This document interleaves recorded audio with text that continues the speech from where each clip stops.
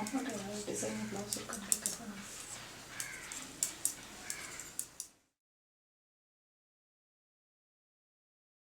Shoulder பிளேட்டுக்கு போயிட்டு குச்சியை வச்சு கற்றுக்கினேன். அதுக்கப்புறம் தான் ஊசி என் கையில் கொடுத்தாங்க. அதை கற்றுன்னு இருக்கும் போதே அங்கே ஆர்டர் முடிஞ்சிடுது. ஆர்டர் இல்லை, வேலை இல்லைன்னு சொன்னால் அதுக்கப்புறம் ஆர்வமில் போய் டைலரிங் வேலைக்கு போனோம். டைலர் கற்று வந்தால் தான் வேலை அப்படின்னு சொல்லிட்டாங்க. அதுக்கப்புறம் டைலரிங் படிக்கிறதுக்கு போனோம்.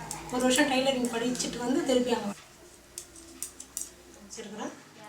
இப்போ வந்து நான் வந்து 10 பேர் 20 பேர் வச்சு நான் டைலரிங் வந்து கற்றுக் கொடுக்குற அளவுக்கு எனக்கு தரமாக இருக்குது. ஹேண்ட் எம்ப்ராய்டரிக்கு எல்லாருக்கிட்டையுமே நல்லா வரவேற்பு இருக்கும். அப்போ ஹேண்ட் எம்ப்ராய்டரிங்லாம் நல்லா கற்றுக்கணும்.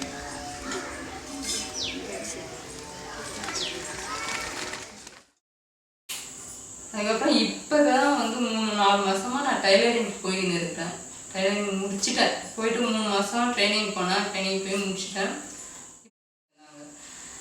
அதுக்கப்புறம் வந்து நான் வீட்டில் இருந்ததுனால எனக்கு எங்கேயும் போகணும்லாம் தோணலை. எங்கள் வீட்டுக்காரர் என்னை எங்கேயும் அனுப்புறதும் கிடையாது. கற்றுக் கொடுத்துட்டு அவங்க சும்மா விட்டுறக்கூடாது. அவங்களுக்கு ஒரு வேலை கொடுத்தா நம்மளால் யூஸ்ஃபுல்லாக இருக்கும்.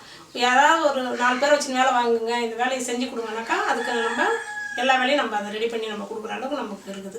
ஆளுங்களும் இங்கே இருக்கிறாங்க. வேலை இல்லாத இருக்கிறவங்க தான் நிறைய பேர் இருக்கிறாங்க. சின்ன சின்ன வேலை தான் செஞ்சுருந்தேன்.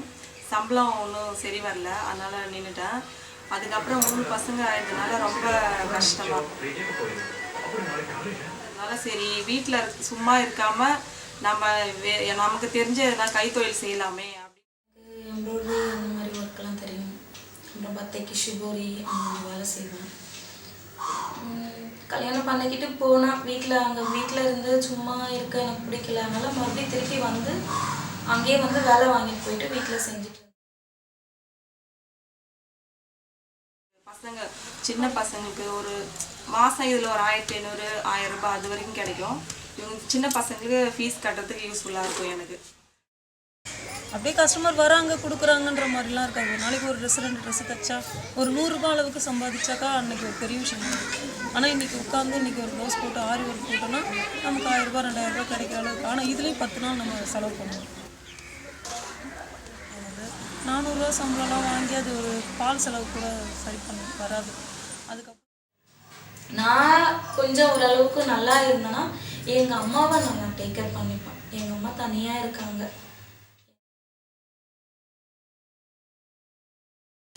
என் ஹஸ்பண்ட் படித்த மாதிரி நானும் ஃபேஷன் டிசைனுக்கு படிக்கணும்னு ஆசை. வீட்டில் உட்காந்து தைக்கிறதுக்கே பிடிக்க மாட்டேங்குது. வெளியில் போயிட்டு தான் செய்யணும்னு தான் தோணுது. எனக்கு வீட்டில் உட்காந்து தைக்கிறதுக்கு கூட பிடிக்கும். ஃபியூச்சரில் பசங்க கூட ஃப்ரீயாக இருக்கணும், அவ்வளோதான்.